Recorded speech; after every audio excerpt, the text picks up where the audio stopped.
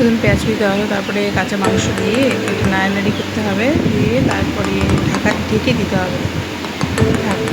নাড়ানাড়ি করার পর এটা ঢাকা দেওয়ার পর এখান থেকে জল বেরোবে। এরকমভাবে জল যখন বেরোবে সেই জলটা তোমরা ছেঁকে ফেলে দেবে।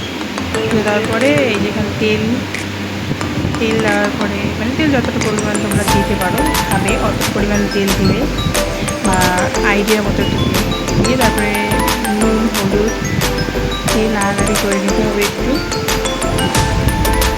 এই রেসিপিটা আসছে আমার হাজব্যান্ডের। এই যে তারপরে মশলা দেওয়া হলো, যা রসুন বাটা, আদা, জিরে সব কিছু দিয়ে, লঙ্কা বাটা সব কিছু দিয়ে এগুলো মানে কষানোর জন্য এটা করতে হবে আর কি।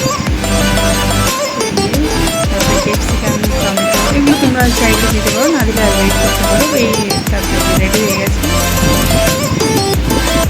প্লিজ চ্যানেলটিকে সাবস্ক্রাইব করে দিও।